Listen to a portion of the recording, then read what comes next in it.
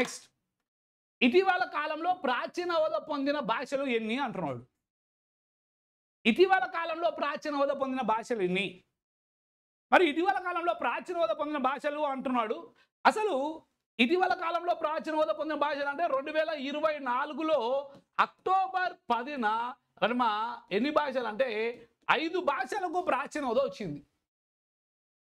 ఇటీవల కాలంలో అంటున్నాడు. మొత్తం ప్రాచీన హోదా పొందిన భాషలన్నీ అనలే. మొత్తం ప్రాచీన హోదా పొందిన భాషలు అన్నప్పుడు 11 వచ్చింది. ఇటీవల కాలంలో అన్నాడు. మరి ఇటీవల కాలంలో ప్రాచీన హోదా పొందిన భాషలు 5. ప్రాచీన హోదా అంటున్నాడు. ఒక భాషకు ప్రాచీన హోదా ఇచ్చేది కేంద్ర ప్రభుత్వం. కేంద్ర ప్రభుత్వం. మరి ఒక భాషకు ప్రాచీన హోదా ఇవ్వాలి అంటే ఆ భాష కనీసం 1000 సంవత్సరాల పైబడి ఉండాలి. ఆ భాష మనుగడ, ఆ భాష మాట్లాడే విధానం, ఆ భాషకు సంబంధించిన ఆధారాలు, ఆ భాషకు సంబంధించిన శాసనాలు ఉండాలి. కనీసం 1000 సంవత్సరాల పైబడి ఉండాలి. అప్పుడు కేంద్ర ప్రభుత్వం ఆ భాషకు ప్రాచీన హోదా ఇస్తుంది.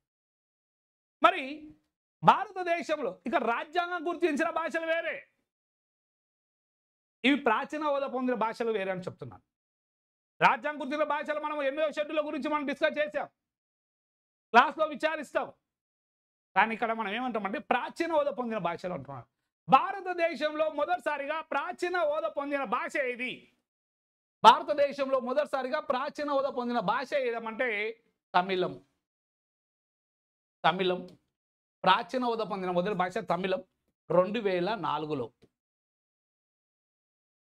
భారతదేశంలో మొదటిసారిగా ప్రాచీన హోదా పొందిన భాష తమిళం. తర్వాత సంస్కృతం. సంస్కృతం 2005. తర్వాత తెలుగు, కన్నడం. ఈ రెండుకి ఒకేసారి ప్రాచీన హోదా వచ్చింది 2008లో. తెలుగు భాషకు ఎప్పుడు ప్రాచీన హోదా వచ్చిందంటే 2008 అని చెప్పాలి. నెక్స్ట్ ఆ తర్వాత మలయాళం. మలయాళం 2013. తర్వాత ఒడియా. ఒడియా 2014. ప్రాచీన హోదా పొందిన భాషలు ఇంతకుముందు ఇలా ఉండేవి. మరి ఇక్కడ ఏమంటున్నాడు? ఇటీవల కాలంలో ప్రాచీన హోదా పొందిన భాషలు అంటున్నాడు. ఇటీవల కాలంలో ప్రాచీన హోదా పొందిన భాషలు ఎన్ని ఏమంటారంటే 5. ఏంటివి అవి? 1 అస్సామీ, బెంగాలీ, మరాఠీ, నెక్స్ట్ ప్రాకృతం, తర్వాత పాలి. పాలి చూడండి, ఇటీవల కాలంలో అంటున్నాడు అంటే 2024 అక్టోబర్లో అస్సామీ, బెంగాలీ, మరాఠీ, ప్రాకృతం, పాలి. అక్కడ 5 భాషలు. కాబట్టి ఇటీవల కాలంలో అంటే ఈ 5 భాషలు చెప్పాలి. మొత్తం ప్రాచీన హోదా పొందిన భాషలు అంటే ఇవి 6 + 5 11 అవుతాయి. మొత్తం మనం ప్రాచీన హోదా పొందిన భాషలు ఎన్ని ఉన్నాయి మొత్తం అంటే 11 అని చెప్పాలి. కానీ ఇక్కడ ఇటీవల కాలంలో అంటున్నాడు అంటే ఈ 5. మరి ఇప్పుడు మీకు ఒక క్వశ్చన్. రాజ్యాంగం గుర్తించిన భాషలు 8వ షెడ్యూల్లో రాజ్యాంగం గుర్తించే భాషలు ఇప్పుడు ఎన్ని ఉన్నాయి? 22 ఉన్నాయి. కానీ ఇక్కడ మీకు క్వశ్చన్ ఏంటంటే ఈ 22 భాషలలో ప్రాచీన హోదా పొందిన భాషలు ఎన్ని ఉన్నాయి? ఇప్పుడు మొత్తం ప్రాచీన హోదా పొందిన భాషలు 11. ఇవి 6, ఇవి ఒక 5. పాత ఒక 6. 1 2 3 4 5 6. కొత్తవి ఒక 5. 7 8 9 10 11. మొత్తం ప్రాచీన హోదా పొందిన భాషలు 11. అయితే ఇక నేనేమంటున్నా అంటే రాజ్యాంగంలో గుర్తించే భాషలు 22. ఆ రాజ్యాంగంలో 8వ షెడ్యూల్లో గుర్తించే భాషలు 22 అయితే ఆ 22 భాషలలో ఎన్ని భాషలకు ప్రాచీన హోదా ఉంది అంటున్నా. ఇప్పుడు మనం మొత్తం ప్రాచీన హోదా పొందిన భాషలు 11. మరి అన్ని ప్రాచీన భాషలు ఇక్కడ ప్రాచీన హోదా పొందిన భాషల్లో రాజ్యాంగంలో లేని భాషలు ఉన్నాయిగా. ఉదాహరణకు ప్రాకృతం తీసుకో, రాజ్యాంగంలో లేదు. పాలి భాషకు రాజ్యాంగంలో లేదు, అంటే 8వ షెడ్యూల్లో లేదు. ప్రాకృతం లేదు, పాలి భాష లేదు 8వ షెడ్యూల్లో. ఇక నేనేమంటున్నాను, అక్కడ 22 భాషలలో ఉండి ఈ ప్రాచీన హోదా పొందిన భాషలలో ఉండాలి. అట్లా ఎన్ని ఉన్నాయి? క్వశ్చన్ చూసి ఆన్సర్ చేయాలి. భారతదేశంలో ప్రాచీన హోదా పొందిన భాషలు ఎన్ని అంటే 11. రాజ్యాంగంలో 8వ షెడ్యూల్లో ఉన్న భాషలలో ప్రాచీన హోదా పొందిన భాషలు ఎన్ని అవి చూడండి. అవి దాని మీద కింద మీరు కామెంట్ చేయండి. Right, next question. ఎప్పుడైతే దీనికి ఆన్సర్ ఏంది అయితే, కోచింగ్ సెంటర్లో ఎన్ని సంవత్సరాల కంటే తక్కువ వయసున్న విద్యార్థులు ప్రవేశాన్ని విద్యా మంత్రిత్వ శాఖ నిషేధించింది. కోచింగ్ సెంటర్లలో ఇక్కడ విద్యార్థులను ఎలా ఉపయోగించుకుంటున్నారు కోచింగ్ సెంటర్లో అంటే, వాళ్ళు కొందరు 10th కూడా పాస్ కాదు ఏం చేస్తున్నారు అంటే వచ్చి జన్గా తర్వాత ఫర్దర్గా ఈ నోటిఫికేషన్లు వస్తున్నాయి, ఈ వ్యవస్థలు వస్తున్నాయి, వచ్చి కూర్చోండి, ముందు వచ్చి కూర్చోండి, తర్వాత ముందు ఫీజు కట్టండి, తర్వాత ఏమో కానీ వాళ్ళు నేర్చుకుంటున్నారా తర్వాత విషయం. వాళ్ళకి ఆ మెచ్యూరిటీ, మైండ్ మెచ్యూరిటీ ఉందా లేదా తర్వాత విషయం. వాళ్ళ మీద ప్రెజర్ పెడుతున్నారు. కొన్ని కార్పొరేట్ కాలేజీలు అయితే వాళ్ళు ఆ 7th క్లాస్ నుంచే స్టార్ట్ చేస్తున్నారు. ఏమని? సివిల్స్ ఫౌండేషన్ అని. డిగ్రీ పూర్తయి పీజీ అయిపోయిన వాళ్ళకి సివిల్ ఫౌండేషన్ అంటే ఏంటో తెలియదు. సివిల్ సంబంధించినటువంటి ఆ వ్యవస్థను అర్థం చేసుకోవడానికే టైం సరిపోదు. 7th క్లాస్ నుంచే స్టార్ట్ చేస్తారు సివిల్స్ ఫౌండేషన్ అని.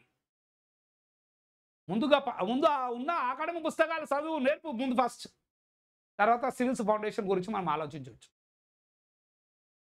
ముందు ఆ ప్రెజర్ తట్టుకోలేకనే వాడు నానా రకాలుగా పిల్లవాడు ఇబ్బందులు గురవుతున్నాడు.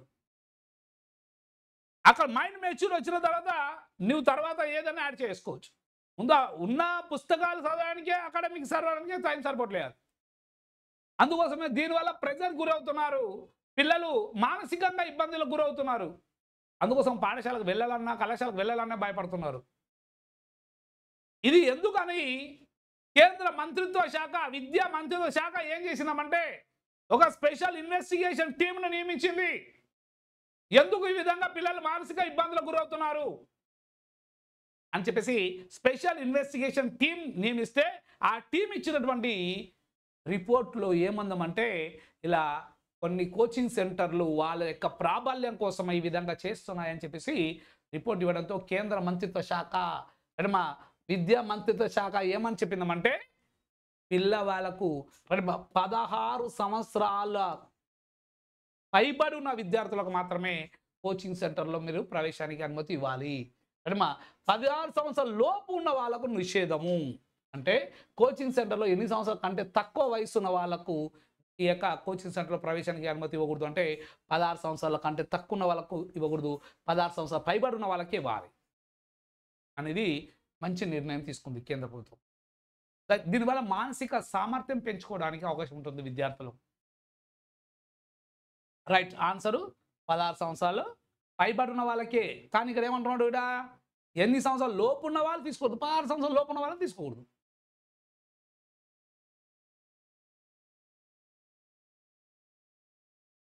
రైట్, ఇక్కడ ఉమేచంద్ర పోలీస్ అకాడమీ అధ్యాపక బృందం రండి.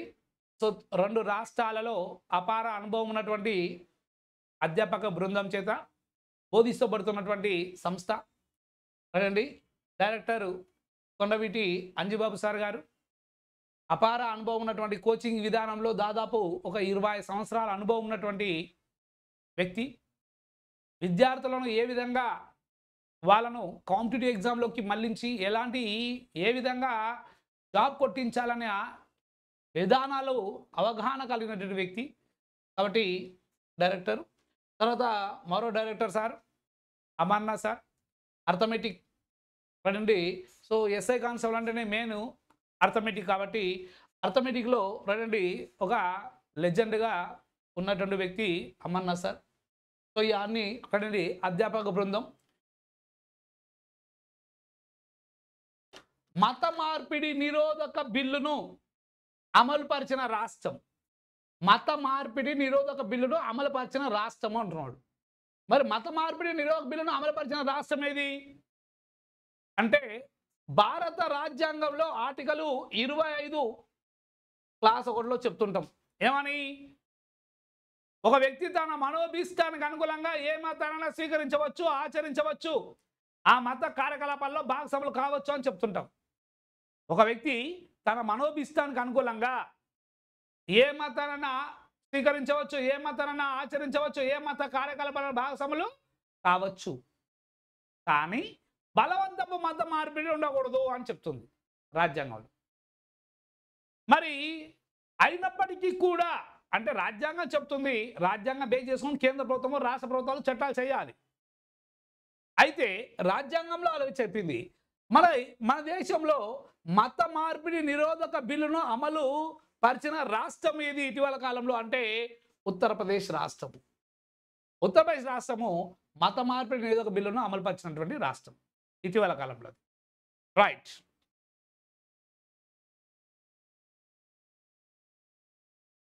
నెక్స్ట్, జంతువుల అక్రమ రవాణాను అరికట్టేందుకు ఏ ప్రాంత పోలీసులు ఆపరేషన్ కామధేను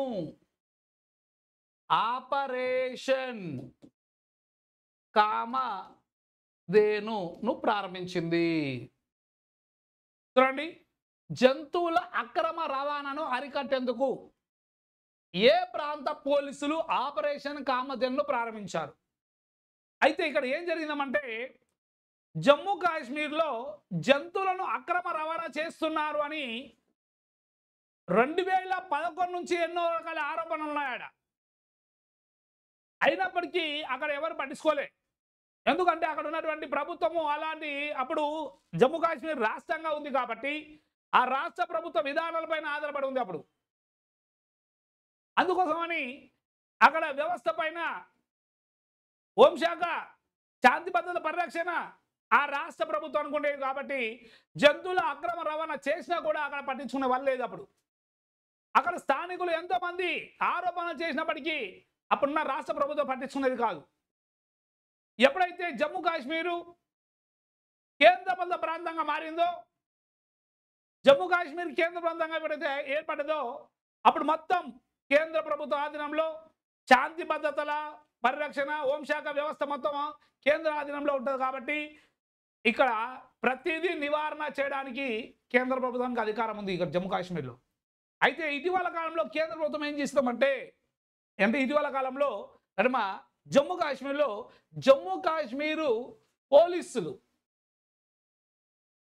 జంతువుల అక్రమ రవాణాను అరికట్టడానికి ఆపరేషన్ కామధేను అనే ఒక ఆపరేషన్ ప్రారంభించారు.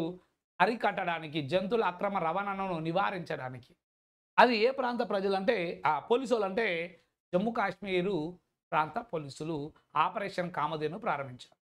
రైట్.